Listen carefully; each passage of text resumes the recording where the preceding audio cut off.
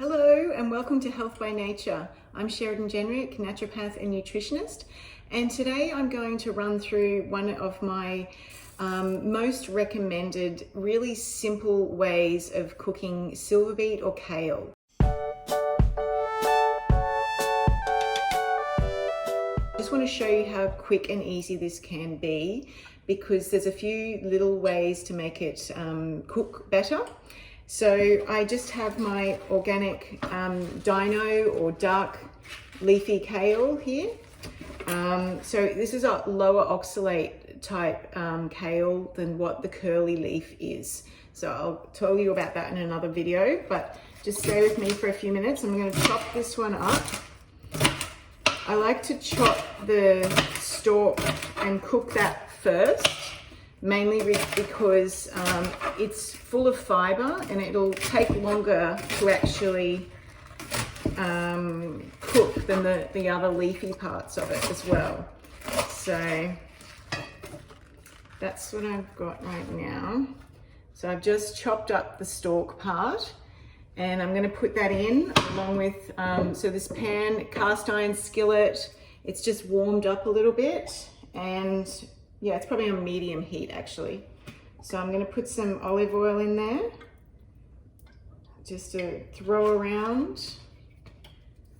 You could use ghee if you wanted to. Also coconut oil is another type, but you know, olive oil is a good safe cooking oil, especially because you're not going to be cooking this at a really high temperature, just like medium heat. I get asked by patients a lot of times, you know, why you can't cook with olive oil. They've heard that, but it's still fine at a medium heat. Now, what I'm going to do is grab the lid. If you've got a lid for your fry pan, it's a very, very good way to make sure it cooks evenly. And I've been to friends' places before where they have, you know, tried to cook things and it burns underneath or it doesn't cook all the way through. So yeah, little tip, just leave the lid on. And while that is starting to get underway, I'm going to chop the rest of the leafy bits up, and there's less stalk on those, so they'll cook quicker.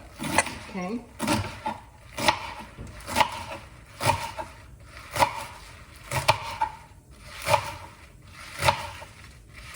I know you can't see what I'm doing, so I'm going to show you in a minute.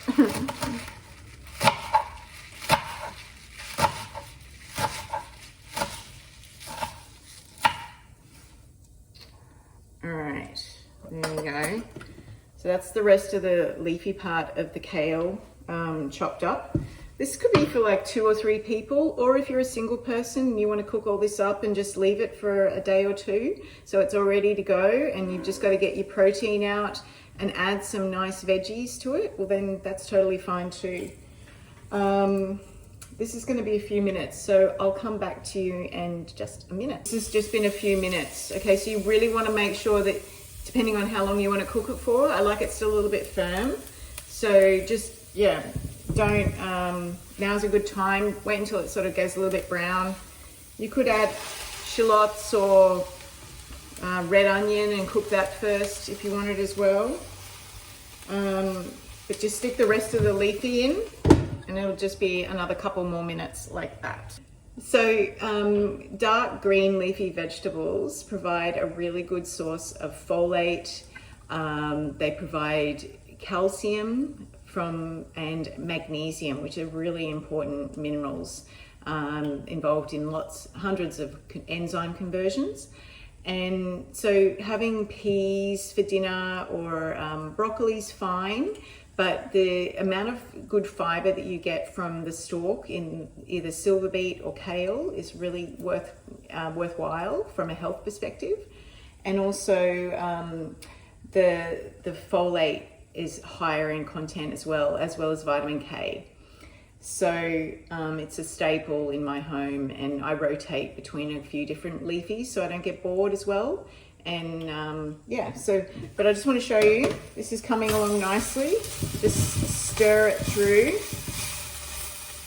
like that. I've still got it on the medium heat. I haven't got it up really high. And then I'm going to add in, I'll just do one sauce today. I have a couple of other ones to add, but this one's just going to be lemon juice. I could measure, but I don't. It's usually going to be about 4 tablespoons to 2 tablespoons of tahini. Tahini is also a very good source of calcium. So people that are on non-dairy diets, they don't really, you can actually get away with plenty of regular tahini and salmon bones as a source of calcium. And then the other really go-to in my home is something like a bone broth that I can add a teaspoon of to veggies like this. And it's really quick to make dinner.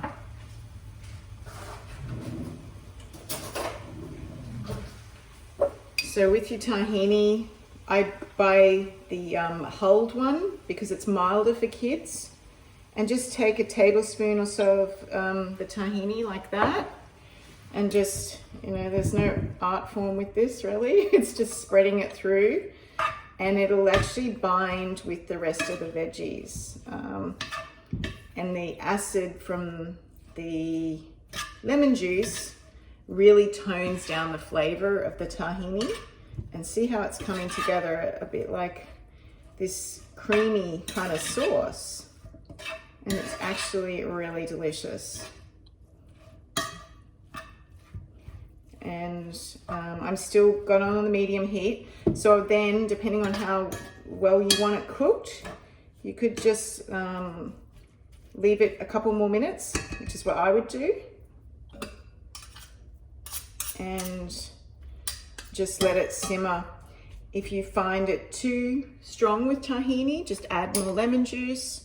And sometimes I add a little bit of extra pink Himalayan salt because it hasn't got any salt in here, and I'll just do a bit of that as well. So there you go. Really, really quick and easy green leafy veggies done. I guess having them in the house is the key to success as well. So a couple times a week, maybe just restocking. I tend to just get a couple of big bunches from the markets and then, start with that. So good luck and thank you for watching. I'll see you again soon.